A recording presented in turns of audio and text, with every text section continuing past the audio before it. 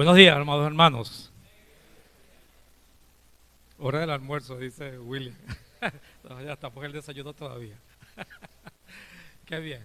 Comer palabra de Dios, alimentarnos con la palabra de Dios, es lo que nos nutre, nos alimenta, nos fortalece, nos permite crecer, mantenernos firmes, mantenernos fieles. Que Dios siempre nos llene de su palabra. Amén. Me estaba acordando cuando Oscar estaba contando su testimonio del entrenamiento que se le dio a los estudiantes.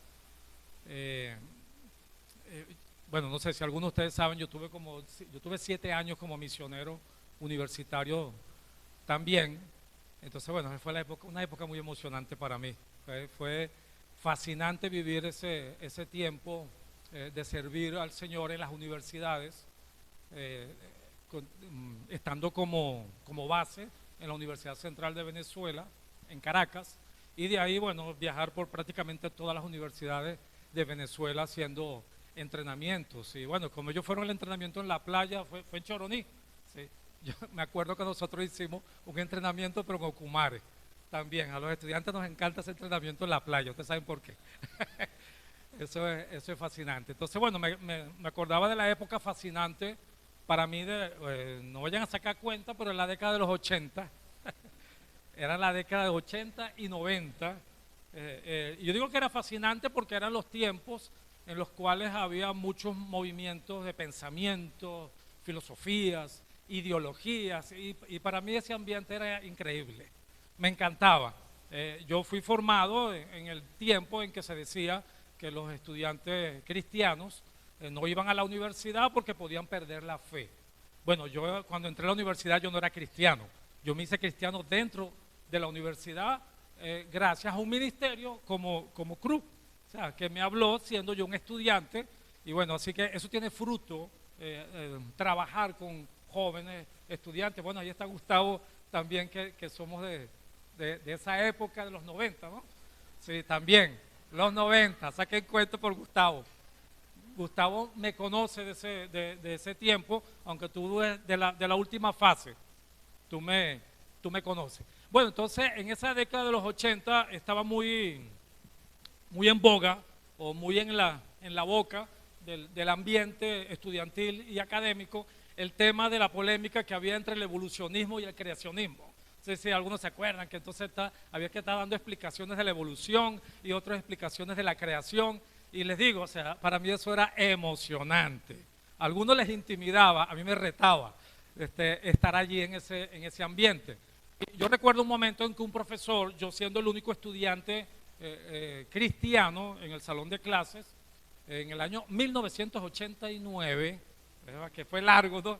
Así, ese profesor me retaba con preguntas y cosas que yo no sabía cómo responder. Yo decía, no es hora de investigar, me voy a poner a estudiar. O sea, para mí me desafiaba en ese sentido. Entonces ese profesor me dijo un día que hiciera una presentación científica de la creación, de por qué es que Dios creó el mundo y todas estas cosas que están en el libro de Génesis. Yo dije que sí, yo dije que sí, o sea, lo voy a hacer. Entonces, bueno, él me dio una clase.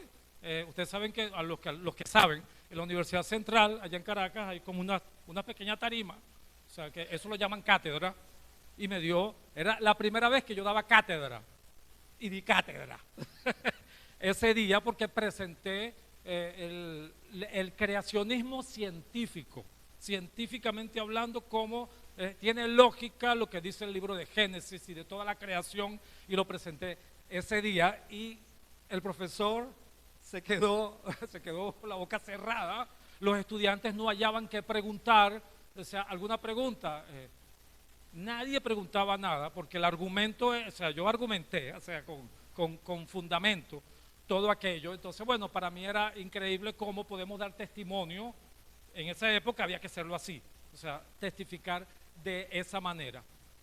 Yo estaba convencidísimo a mis 19 años de edad de lo que estaba haciendo, convencido en ese momento. Y bueno, así hubo otros momentos muy similares a eso. Por ejemplo, cuando me invitan o formo parte del auditorio Carlos Marx, por cierto, se llama Auditorio Carlos Marx, conocido como Auditorio Naranja de la Facultad de Ciencias Económicas y Sociales, donde debatían los estudiantes de sociología, de antropología, y ahí, bueno, nos caíamos a debate de Antonio Gramsci, de Marx, del fascismo y una cantidad de temas, porque la izquierda también estaba muy fortalecida en esa época. Pero estoy hablando de la izquierda pensante. Ojo, usted entiende lo que quiero decir. O sea, cuando la izquierda pensaba, o sea, había ideología, había debate, había material, había libros. Entonces, bueno, nos dedicábamos a eso, y en esa oportunidad entonces fuimos parte también de un foro organizado para que entonces los cristianos estuviésemos allí también debatiendo. Y me encantaba porque yo veo que en el libro de los Hechos el apóstol Pablo utilizaba el método de la dialegomai, que se llama debatir o dialogar con otras personas para poder dar testimonio, dar razón de tu fe. Y nosotros sin miedo, o sea, vamos sin miedo al éxito, vámonos para allá, y nos metimos en aquel auditorio, bueno, hicimos exposiciones, los escuchamos a ellos nos atacaban muchísimo con sus argumentos, hasta que la reunión se terminó. En un momento se termina la reunión con uno de ellos que levanta la mano.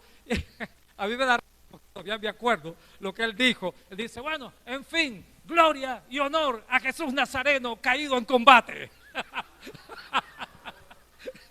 Y todo el mundo aplaudió. Y decía, sí, claro, cayó en combate, cayó peleando. Utilizábamos el mismo lenguaje pues, con ellos. Pero bueno, lo que le quiero decir que con todo esto es que cuando se tiene convicción, cuando tú sabes en lo que has creído, cuando tú sabes que hay fundamento de tu fe, cuando tú sabes que hay fundamento en tu Dios, hay lo que se llama en la Biblia el denuedo. El denuedo significa el arrojo, la valentía. Tú dices, yo no conozco bien esto, pero para adelante. O sea, vamos a meternos allí, que Dios nos ayude, que Dios nos ponga la palabra, pero también estudiamos. O sea, estudiamos, nos metíamos a investigar cosas y pasábamos noches enteras el grupo de estudiantes buscando cómo responder a los argumentos que se nos presentaban. Bueno, hoy día no sé cómo es el ambiente universitario, si ese tipo de debate se da, no se da ese tipo de debate. Hoy es un tema más por otra línea, por el tema de las identidades de género, que no sé qué, o sea, se están hablando de otras temáticas, pero no en un tono de debate. Ya nadie discute si evolución o creación, la gente te dice, oye, ay, si tú crees eso está bien. O sea, ya hay un momento en que ya lo que tú crees está chévere. Eso, no, que si tú eres de esto, no importa. Bueno, entramos en una época más de relativismo cultural, donde cualquier cosa es chévere, cualquier cosa es buena y no importa. Yo prefiero los debates de antes, donde había ciertas definiciones. ¿Es esto o es esto? Ahorita esto es diluido. O sea, no se sabe qué es una y qué es otra cosa. Entonces, la época que nos ha tocado también tiene su reto en ese sentido. Todo es inclusión. Entonces, vivir por convicción, o sea, lo que quiero decirte, significa tener fuertes creencias, pero creencias fundamentadas, no creencias sin fundamento. Hay necedad. No es así porque es así. No, el que tiene convicción tiene basamento de lo que está diciendo, y son creencias, son valores fuertemente arraigados también. O sea, hay un tema de que tú dices, yo tengo unos valores que están fuertemente arraigados, que en lugar de dejarnos llevar por la presión social o por la presión cultural o las emociones del momento, mantenemos el punto de vista. O sea, pero no un punto de vista, quiero decir, no es necio. No, hay gente que es necia y tiene la cabeza cuadrada. Estamos hablando de gente que tiene el fundamento claro de lo que está creyendo. Es una convicción firme de lo que se cree. Incluso esa convicción es tan firme cuando no se es fácil vivirla y no se es popular esa opinión. Entonces tú dices algo que es impopular, pero tú lo crees. O sea, estoy hablando del fundamento de fe en este caso.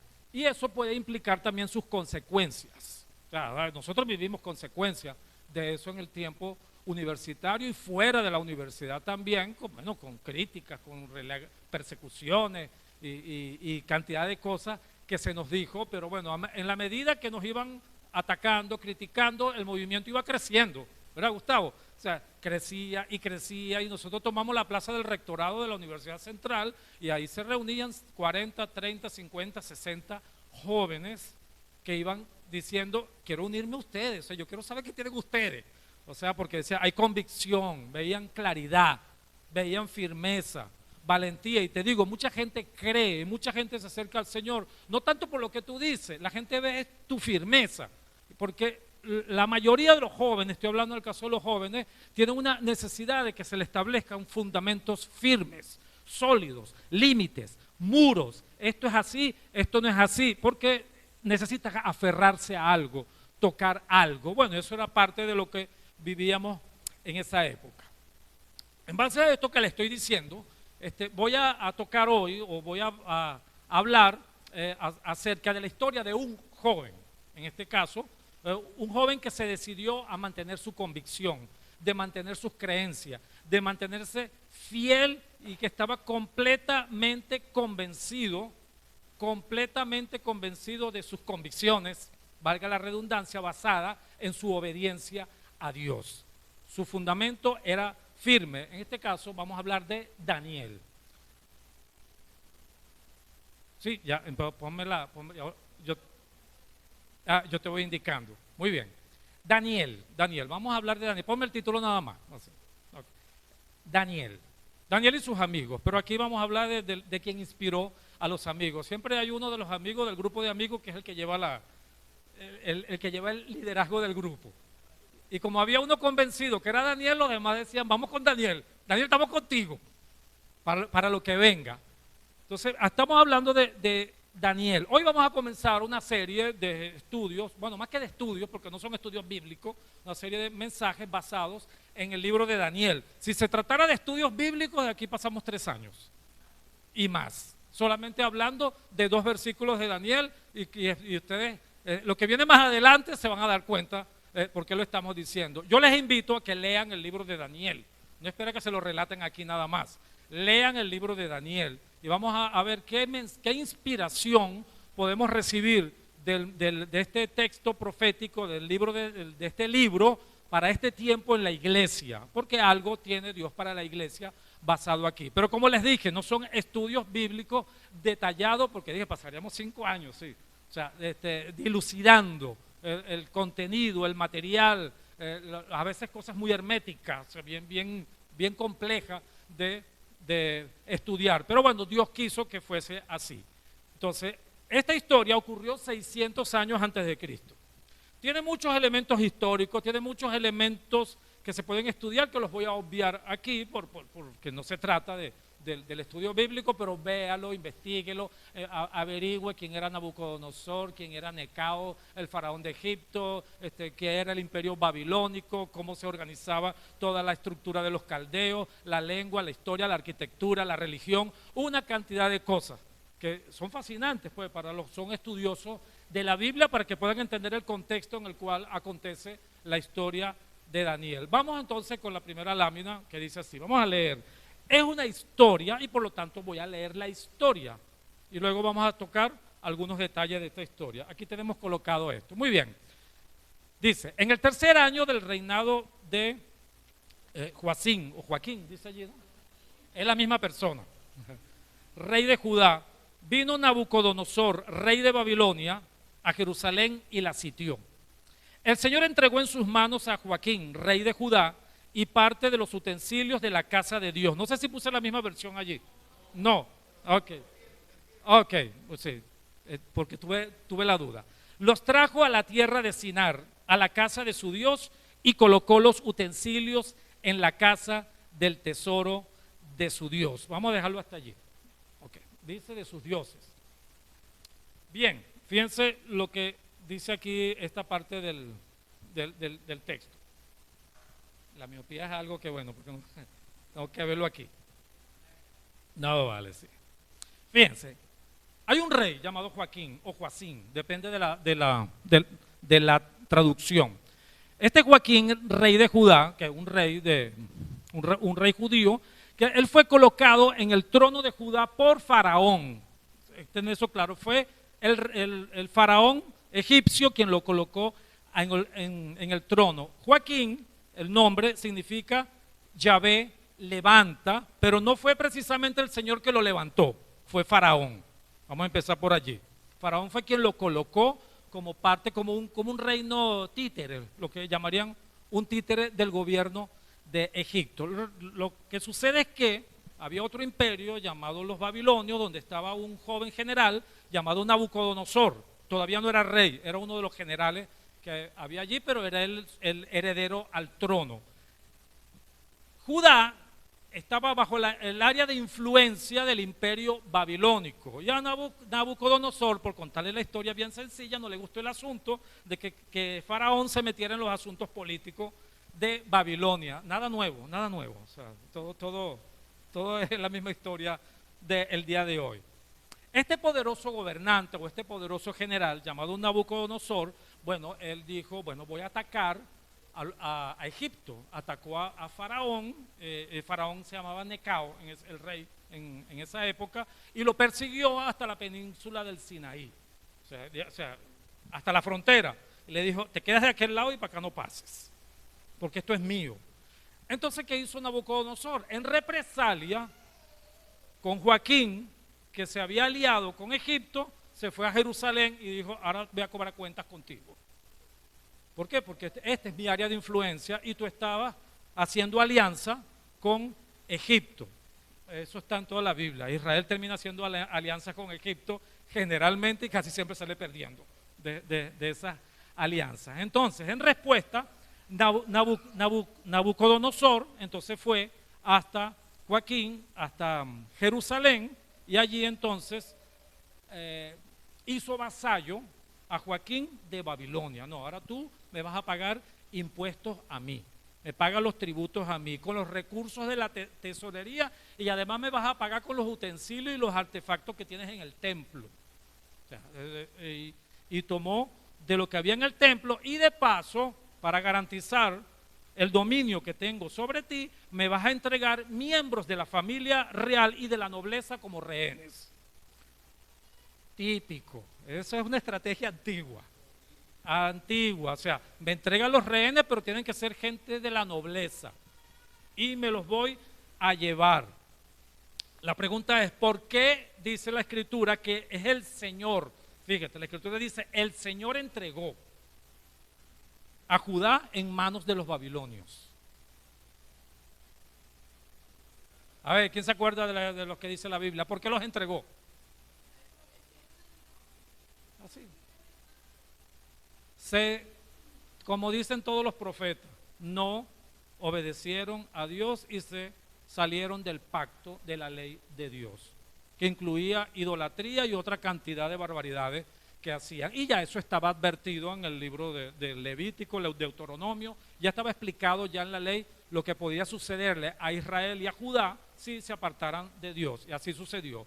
En el reino del norte Israel fueron los asirios y aquí fueron los babilonios 600 años antes de Cristo. Sencillamente se estaba cumpliendo lo que Dios había advertido. Muy bien, eso es algo que se puede profundizar ustedes. ¿Cómo fue que llegó a eso? ¿Estaba levantando la mano? ¿Ah? Profe, quiero preguntar algo. Bueno, principalmente fue la idolatría y la desobediencia a la ley de Dios. Bien, entonces fíjese lo que dice el texto. A ver, estamos todavía en la anterior.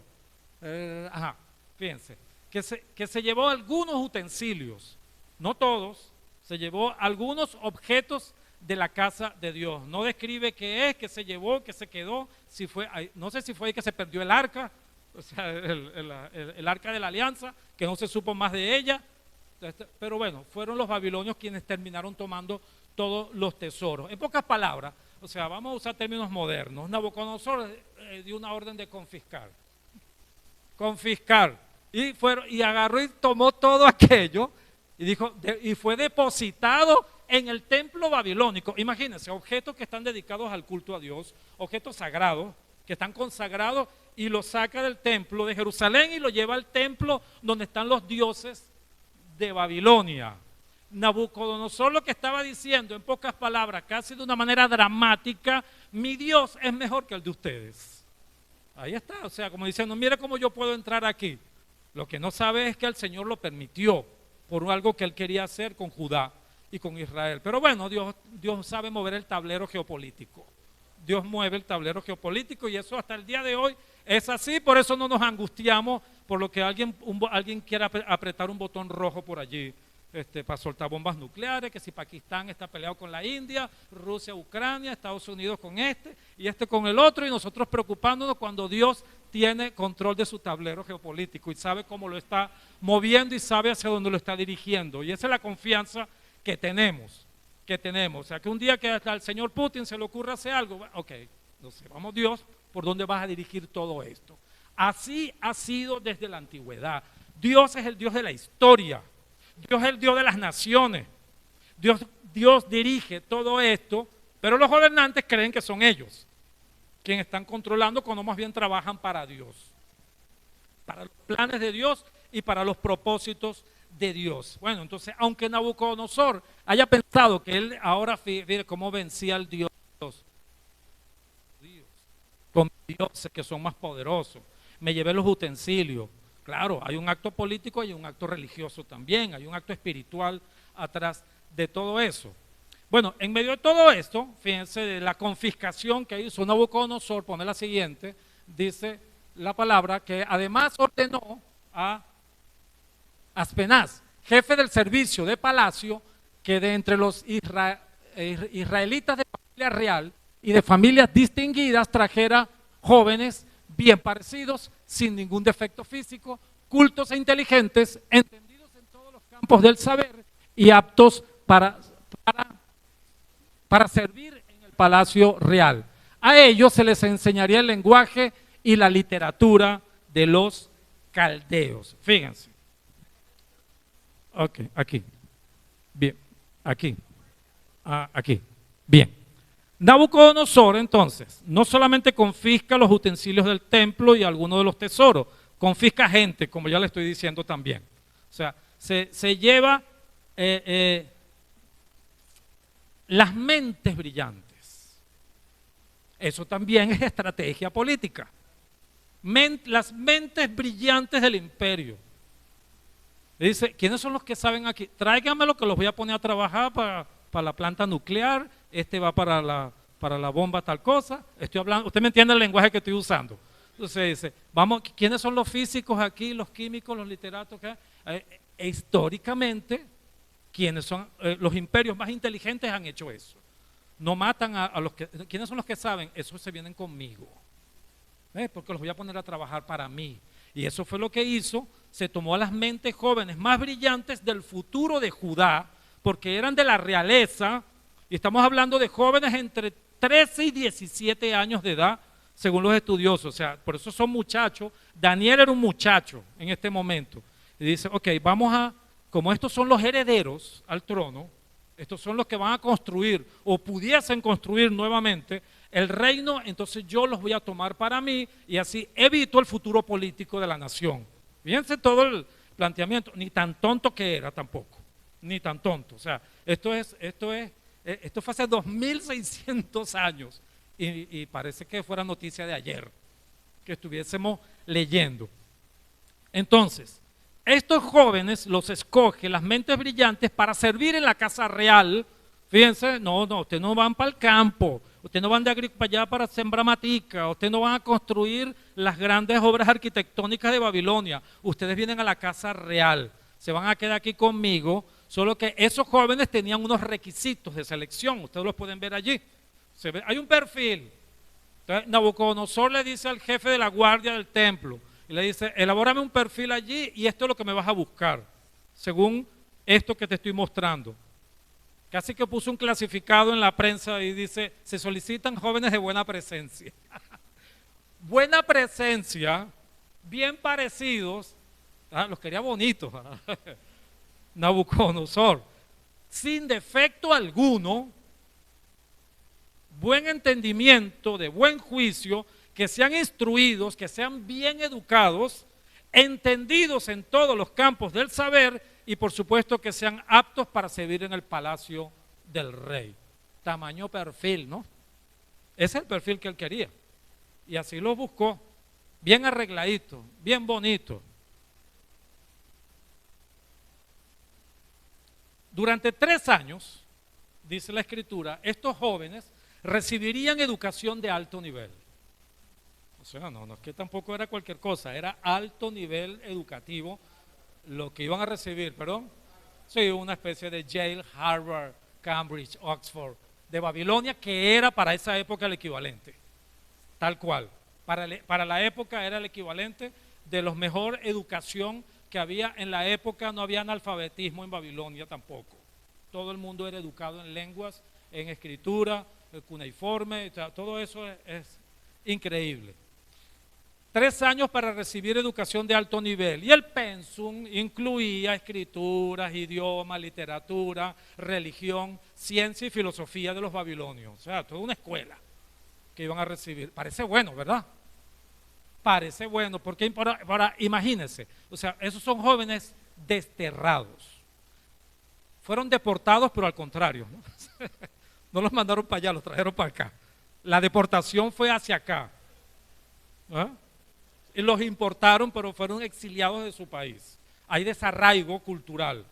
Hay que pensar en eso. O sea, tú lo desarraigas de la tierra. Mientras la persona permanezca en un lugar, mantiene un arraigo. Sácalo de ahí y le vas a crear un conflicto.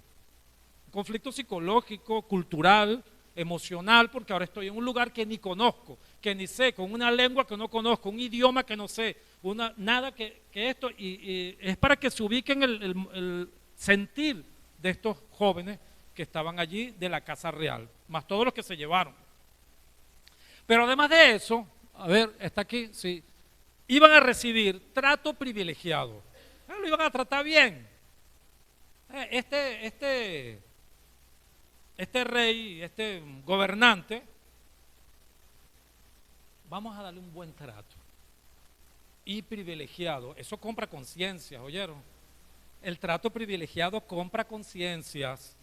Ay, me están tratando bien, y después cuando ves un desacuerdo o no estás de acuerdo con algo, tú dices, ¿y cómo le digo ahora si me dieron todo esto? Y te amarran y te endeudan, ¿cierto? Te sientes endeudado porque, oye, te di educación, te di formación, te di escuela, te di un trato privilegiado, te di comida, te di bebida, te di hospedaje, y además estás comiendo del mismo menú del rey, preparado por los chefs de la casa real. Ajá. Más nada. O sea, los chefs de la casa real que preparaban el menú, también esa comida era para estos jóvenes, lo cual se consideraba un honor. Déjame decirte que el rey compartiera la comida, cualquier rey de la época compartiera la comida, era un honor. Comer de el mismo menú, el mismo vino que el rey tomaba. Estrategia política, comprar conciencias, así. O sea, ya tú vas a ver por dónde va todo esto. Te tengo amarrado, te he dado todo, te he tratado bien, mira, y ahora estás con todos los privilegios, mantienes tu rango de nobleza, mantienes tu rango real de Jerusalén, no te lo he quitado, y te está llevando para una ciudad grande, una gran capital, un imperio poderoso, con una gran arquitectura. Bueno, los que han visto historia ven todos estos elementos, las puertas de Istar, las murallas de Babilonia, los jardines colgantes de Babilonia. O sea, imagínate unos jóvenes de provincia llegando y ven aquella Nueva York, aquel Londres, aquel Shanghai, aquel Beijing de la época, millones de habitantes, y dicen, wow, esto está mejor de donde yo vengo. Deslumbra lo que te están dando. Nunca habían visto tanta biblioteca, lleno de bibliotecas, escuelas. Era el mejor lugar del conocimiento astronómico de la época. Astronomía, no astrología, astronomía. Podían leer los movimientos celestes, leían las estrellas. Además estaba llena de templos, de altares, lugares de culto, toda una actividad religiosa, científica, cultural, filosófica, literaria. Impresiona, o sea, impresiona. Como que tú llegaras a esa ciudad, era la Nueva York o Boston, que tiene Harvard, que están peleados ahorita, el tema de las finanzas, pero es eso. O sea, si se ubican en la magnitud de lo que estaban estos jóvenes. Imagínense a esos jóvenes, pero aquí es donde viene la otra parte de la estrategia de Nabucodonosor, y Nabucodonosor lo que dice, bueno, además de esto, ponme la siguiente, cámbiamele los nombres. Ubícate en eso. ¿Qué significa cámbiale el nombre? ¿Qué le quitas? Identidad. Ahí va. Ahora vamos ahora a borrar quién eres tú. O sea, vamos a eliminar eso de dónde vienes y quién eres tú. Y le quitas el nombre, me le pones otros nombres que estén identificados con las deidades babilónicas. O sea, cambio de cultura, de tu cultura para esta cultura. Y Daniel nos relata que hubo 4 de estos jóvenes a los quienes le quitaron el nombre y le dieron un nuevo nombre. Daniel significa Dios es mi juez. Y le cambiaron el nombre a Belsasar, que significa príncipe de Bel. El señor Marduk, que era una de las deidades que ellos tenían. Fíjense, te quito el nombre que se identifique con tu Dios y te voy a dar un nombre que se identifique con mi Dios. Estrategia, pero es que Nabucodonosor se la sabía toda. Ananías significa amado por el Señor y le cambiaron el nombre a iluminado por el Dios Sol, que es Sadrach. Misael significa quién es como Dios y le cambiaron el nombre a Mesac, que significa quién como Shak o quién como Ishtar o como Venus para los romanos, la misma diosa Venus. Y Azarías significa el Señor es mi ayuda y fue cambiado a Abed-Nego, que significa siervo de Nego, u otra deidad babilónica. ¿Qué le parece eso? Desconectarte de la identidad que te da Dios. Sus nombres estaban identificados con Dios y ahora te vas a identificar con mis dioses y te voy a cambiar el nombre. Desterrados, nueva educación, privilegios en la casa real para comprarte la conciencia, cambio de nombres, o sea, toda una estrategia muy bien elaborada de parte de Babilonia, de Nabucodonosor, para anularte completamente y absorberte a tu sistema, a tu mundo, a tu religión, a tu manera de entender el mundo. ¿Sí están conmigo? Sin embargo, en el versículo 8 dice, ¿qué dice el 8? Pero Daniel, déjamelo hasta ahí. Pero Daniel se propuso no contaminarse. No leas el resto, nada más vea ese momento. Se propuso. ¿Qué quiere decir se propuso? Estaba convencido, se determinó. Estoy determinado a no contaminarme. Hubo una convicción, tenía una convicción. Dice, no me contaminaré con la comida y el vino del rey, y pidió al jefe del servicio de palacio que no le obligara a contaminarse con tales alimentos. Para ser más específico, se refería a los alimentos. No sé qué comía el rey, no sé qué comían los babilonios, pero para Daniel, específicamente judío, de menú kosher, ¿sabes lo que es kosher, no? La comida para la comida judía, o sea, no contaminada, específica, certificada, ¿verdad? O sea, tenía un sello de certificación. La comida. Daniel, lo más probable, no lo dice el texto, pero la comida del rey y el vino primero se dedicaba a dioses. Como Daniel sabía eso, dice, esto se está dedicando a otro Dios, yo no voy a comer de esto. No, y le dijo a los amigos, no comamos de esta comida. Fíjense, vamos a verlo espiritualmente hablando, porque las cosas han cambiado desde esa época para acá, porque ahora la palabra nos enseña que no contamina lo que viene de afuera, sino lo que sale de adentro. ¿Ve? Pero para Daniel eso era un principio también. porque él sabía quién era por dentro y no se iba a contaminar por dentro tampoco. No permitía que lo de afuera lo contaminara porque interna y espiritualmente él no iba a contaminarse con eso, porque para él era un principio espiritual lo que estaba en juego allí en ese momento. Igualmente el principio cambia o la costumbre cambia porque el apóstol Pablo nos enseña: coman todo lo que le pongan en la mesa y no estén preguntando de dónde viene.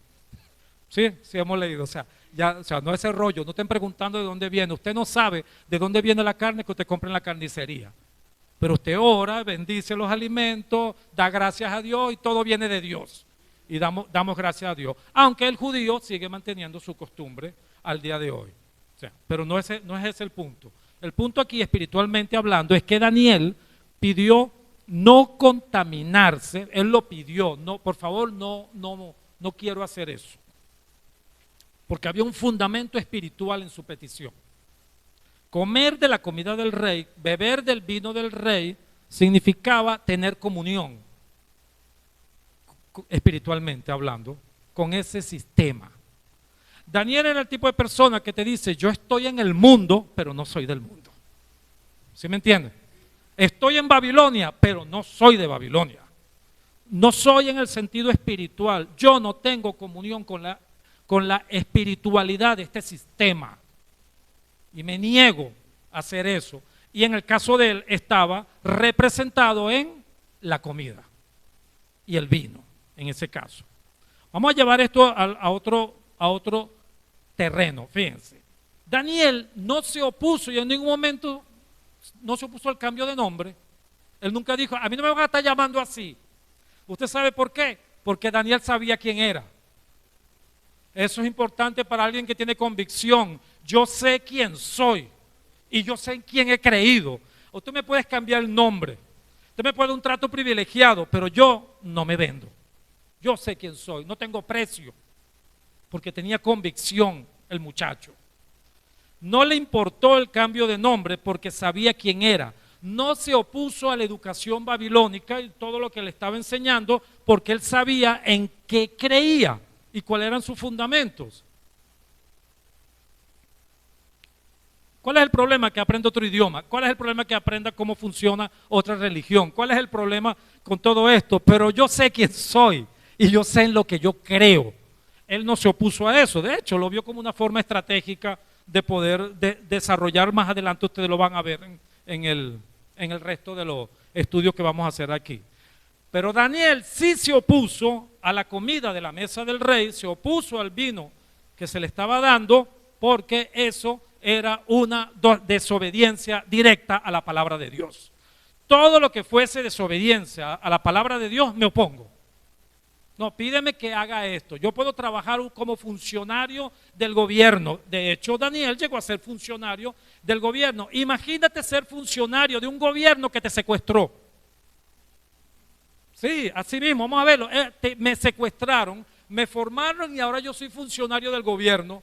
Aquí, yo puedo servir al Estado, puedo servir en este gobierno, puedo servir a Nabucodonosor y todos los demás reyes que vinieron después, porque él pasó por varios gobiernos pasó él, pero no me contamino con tu sistema espiritual.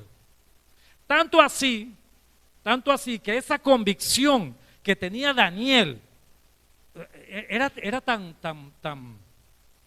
fuerte, esa convicción, que en muchos momentos le buscaron la caída. Ustedes saben que es así para los que leen el resto del libro. ¿Cómo hacemos con este hombre? O sea, todos los demás que le tenían oposición, porque tiene privilegios, y van a ver por qué los tenía más adelante, pero le buscaron por cualquier lado, y Daniel decía: mátame si quieres, ponme preso, échame para los leones, muérdeme, arréstame, hazme lo que tú quieras, pero yo no me arrodillo ante esos dioses.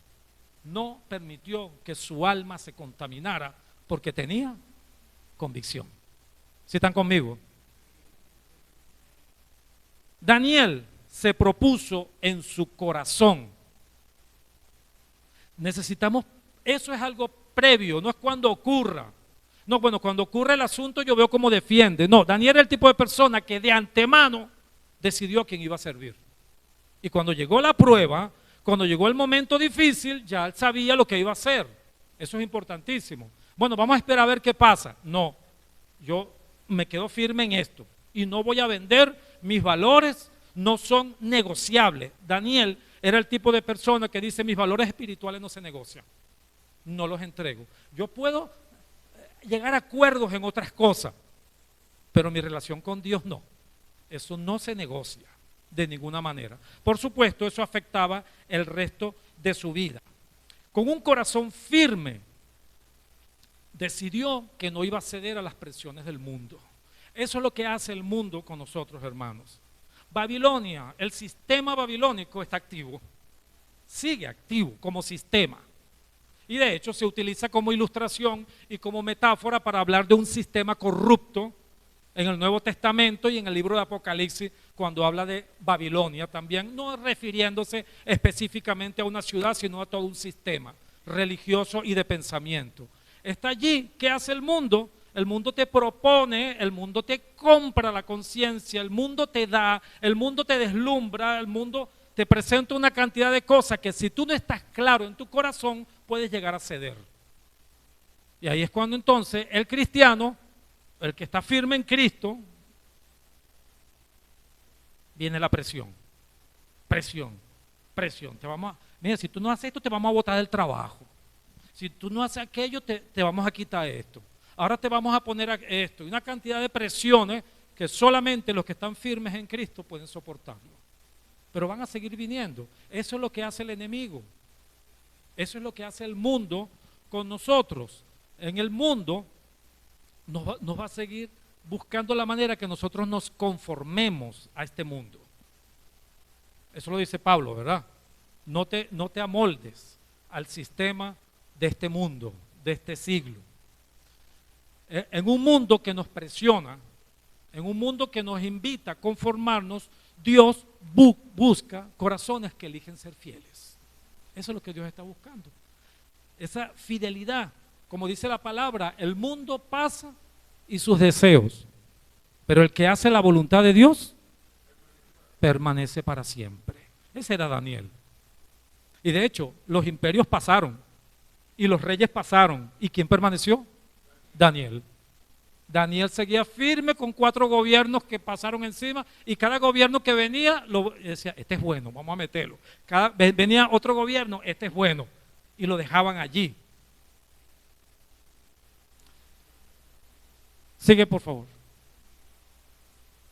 Por obra de Dios, el jefe del servicio de palacio vio con buenos ojos a Daniel, pero le dijo: tengo miedo de que mi señor el rey, él me ha dicho lo que ustedes deben comer y beber, y si los ve con peor aspecto que los otros jóvenes, serán ustedes la causa de que el rey me condene a muerte.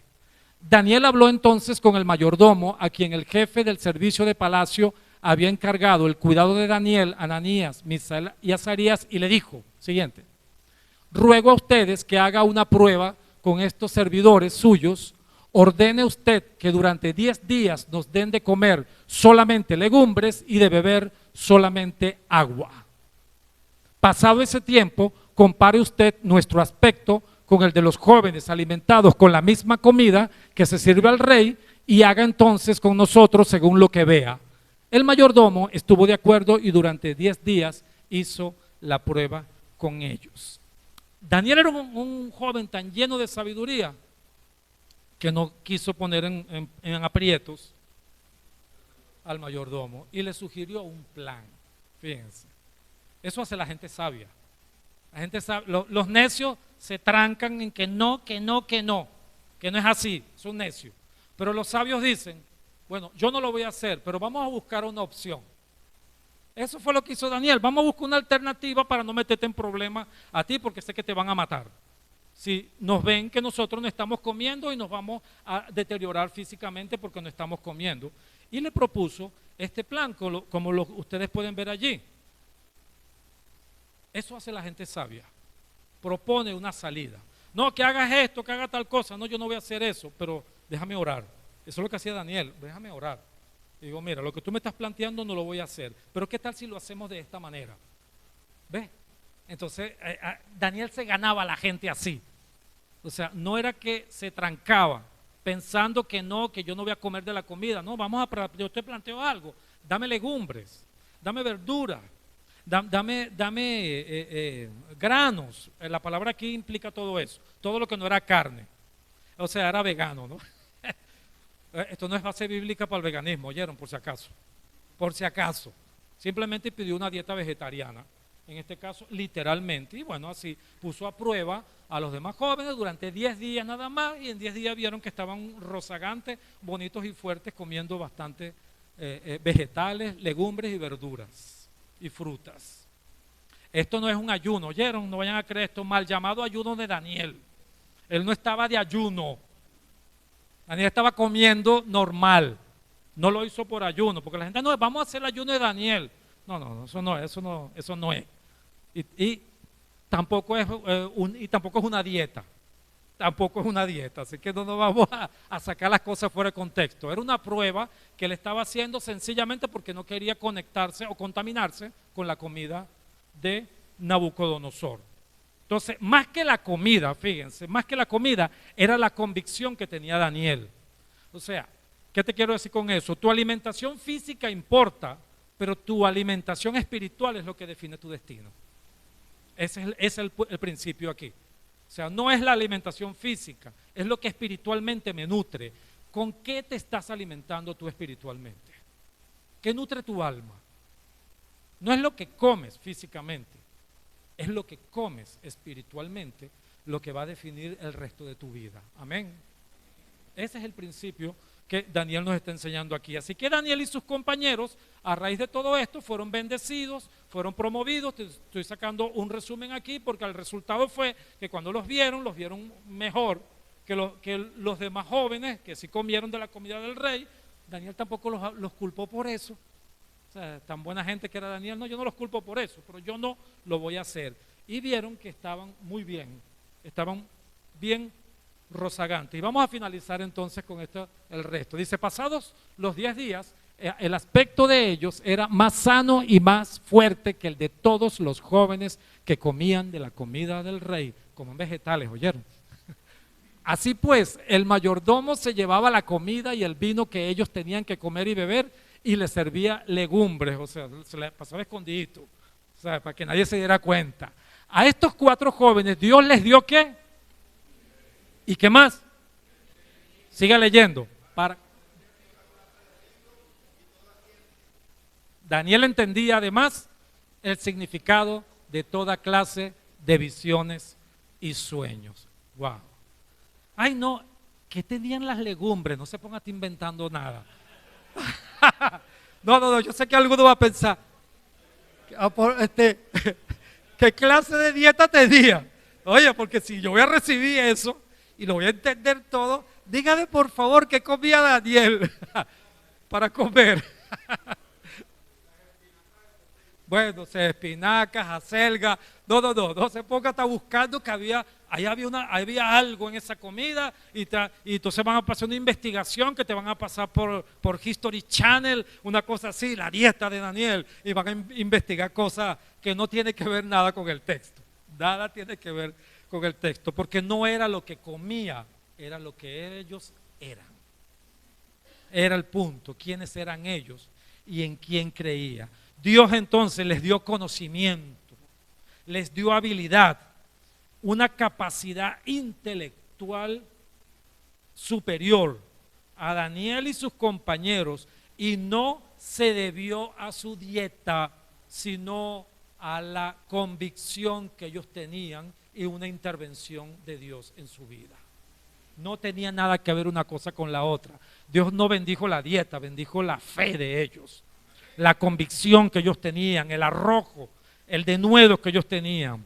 Y además de eso, fíjese, que fueron en toda clase tenían inteligencia, entendimiento, comprendían toda clase de libros. Yo, Dios mío, yo quiero eso. Dios mío, cuando yo lo lea, que lo entienda todo. Quiero comprender eso con ciencia. Yo he orado así muchas veces. Dios mío, dame entendimiento de las cosas. Quiero comprender esto, pero no es la alimentación. es la convicción, es la entrega, es la fe, es saber dónde tú estás parado, quién eres tú, la relación que tú tienes con Dios, porque en Él están escondidos todos los tesoros de la sabiduría y del conocimiento, están en Cristo Jesús. Toda ciencia, todo conocimiento viene de Dios. Dios es quien la da. Ay, yo quiero más conocimiento, quiero más entendimiento, quiero más inteligencia. No es que cambies de dieta, busca a Dios. Busca a Dios. No, si puedes cambiar de dieta también ayuda. Ayuda, tú sabes, porque hay ciertas sustancias que embotan la mente. Es cierto, hay ciertas comidas que estoy embotado. Yo no, mejor es cambiar en esta dirección. Entonces, toda ciencia, y además de eso, lo sobrenatural. Daniel entonces comprendía toda clase de sueños y visiones, y es lo que trata el resto del libro de Daniel. Todo el resto del libro de Daniel es los sueños y las visiones que Daniel tuvo, que nadie ha recibido, y que tanto conocimiento y entendimiento que tenía Daniel, que lo que él recibió no lo entendía. Lo van a ver, él no lo entendía con toda la sabiduría, porque era demasiado denso, era muy grueso lo que estaba recibiendo, y él dijo, no estoy comprendiendo. Entonces ahí sí se puso a ayunar. Ahí sí se puso, yo voy a ayunar porque yo quiero comprender lo que estoy viendo, lo que estoy soñando, porque allí tú empiezas a ver más allá del conocimiento humano y de tener ciencia y conocimiento espiritual, que es lo que Dios quiere de su iglesia. Ciencia y conocimiento espiritual. Por eso mismo el apóstol Pablo, cuando oraba por los colosenses, él decía que pido a Dios que los llene del conocimiento de su voluntad y de toda sabiduría e inteligencia espiritual. ¿Quién quiere eso? Sí, está en la Biblia, dice, y Pablo oró, yo voy a orar por ti, para que te llene de ciencia y conocimiento espiritual, para que veas lo que ojo no vio, y escuches lo que oído no ha escuchado, ni ha subido a corazón de hombre, para que entiendas las cosas del Espíritu. Eso es lo que entendía Daniel. Daniel era un hombre que andaba en el Espíritu, y toda su comprensión era andar en las cosas del Espíritu. Por eso dice la palabra que no se halló a nadie como Daniel, Misael, Ananías y Azarías, estos jóvenes que estaban inmersos en el estudio de la cultura, la literatura, la filosofía y la religión babilónicas, pero sin embargo permanecieron fieles a Dios y no se contaminaron con lo que el mundo le estaba planteando. Amén. Esta es la historia de ellos. Así que oramos para que Dios nos dé todo conocimiento de Él. Es el máximo conocimiento, toda ciencia, toda sabiduría, toda inteligencia espiritual. Nada se compara con ese conocimiento. Toda la ciencia del mundo, todo el conocimiento del mundo no tiene comparación con el sublime conocimiento de conocer a Dios. ¿Y cómo conocemos a Dios? Métete a hablar con Dios, entra en la presencia de Dios, lee esa palabra para adelante y para atrás, busca ciencia y conocimiento bíblico. Por eso se llama ciencias bíblicas, para comprender y para poder tener discernimiento de los tiempos, que fue lo que recibió Daniel. Daniel comenzó a ver cosas de los tiempos, comprender lo que estaba pasando. No estaba consultando la hoja geopolítica del New York Times ni de la BBC, él consultaba a Dios por los tiempos que habían de venir, y ahí tenía tranquilidad, tenía paz en medio de todo eso. Y así continuó Daniel, dice la palabra al final, lo siguiente, vamos a verlo, vamos a pasar al 20. En todos los asuntos que requerían sabiduría e inteligencia, sobre los cuales les preguntó el rey, sí, porque al final de los 3 años venía la prueba, venía el examen de graduación, y los pasaron a todito por la prueba, y halló que eran más sabios que cualquiera de sus sabios que había en Babilonia. Los encontró 10 veces, dice, 10 veces más sabios que todos los magos y adivinos que había en su reino, y Daniel se quedó allí hasta el primer año del reinado de Ciro. Imagínate eso, o sea, sabio multiplicado por 10. Estos eran las mentes de la época. Este es un mensaje que yo le enseñaba a los estudiantes universitarios en su tiempo, para que vean cómo ser sabio. No para pasar los exámenes, aunque eso también ayuda. Dios mío, dame comprensión en esto. No, más sabios que cualquiera. Eso es sobrenatural. Ya no estamos hablando de eso, no es que se estudió. No, Dios vino, el Espíritu Santo, el Espíritu de sabiduría, el Espíritu de ciencia y de conocimiento vino sobre ellos y comprendían todas las cosas. Daniel tuvo una larga y exitosa carrera como funcionario de varios gobiernos y en las peores circunstancias que había. Trabajó para tiranos. Eso es así como, ¿cómo vas a trabajar para un tirano? No, trabajó para tiranos que no dudaban en matarlo y no dudaban en matar a todos sus asesores, bueno, unos tipos locos, o sea, temperamentales, con los que él trabajó y despreciaban incluso estos asesores, lo llamaban sátrapas, las satrapías, despreciaban a Daniel, pero Daniel permaneció fiel porque entendía el propósito. No importa el contexto donde tú estés, no importa si las circunstancias son desfavorables a nivel político, a nivel geopolítico, a nivel económico, pero tú eres fiel porque tú perteneces a un sistema. O sea, si no vámonos por una montaña a escondernos, no estamos aquí, hay economía, pagamos impuestos, tenemos leyes. Vivimos en un sistema en cualquier parte del mundo que nos guste o no nos guste. Lo que Dios espera de nosotros es que seamos gente de convicción y gente fiel. Y eso hace la diferencia con el resto del mundo. Eso te hace diferente a ti. Amén. Daniel entonces y sus amigos nos muestran que la convicción interior puede vencer cualquier presión externa y que las convicciones que honran a Dios producen recompensas dadas por Dios. Vamos a orar. Inclinemos nuestro rostro. Gracias, Señor. Gracias, Señor, porque tú eres fiel, Señor. Y tu palabra es verdad. Señor, enséñanos a mantener fidelidad ante ti, a ser hombres y mujeres de convicciones firmes, a ser hombres y mujeres de valores espirituales no negociables, a ser gente de creencias basadas en la obediencia a tu palabra. No se trata de una necedad espiritual, sino de ser sabios, porque hay sabiduría en la obediencia, hay sabiduría en la convicción. Señor, y aunque el mundo nos presione, aunque el enemigo, Señor, nos ataque, aunque situaciones externas nos propongan cosas agradables que pretendan comprar nuestras conciencias, Señor, nosotros permaneceremos fieles a ti, Señor, y convencidos de lo que somos en Cristo, lo que nosotros somos en Cristo y lo que nosotros hemos creído en Cristo, Señor. Señor, que tú nos llamas por nuestro nombre. Aunque el mundo, Señor, nos cambie el nombre, tú nos llamas por nuestro nombre, Señor, porque sabes quiénes somos, Señor. Oh, mi Dios, gracias, Señor. Aunque el mundo proponga, Señor, cosas, Señor, que sean deslumbrantes, cosas que parecen buenas, Señor, cosas que son interesantes, Señor, Padre, nosotros queremos ir hacia los tesoros de la ciencia, del conocimiento de Cristo, Señor. Que eso sea lo que nos sature, lo que nos llene, Señor. Y así solamente podemos crecer y ser fortalecidos espiritualmente, Señor, y poder afectar e influenciar este mundo como lo hizo Daniel y sus amigos, Señor. Gracias, Padre. Gracias por tu palabra. Bendecimos tu nombre en Cristo Jesús. Amén. Amén. Dios les bendiga, hermano.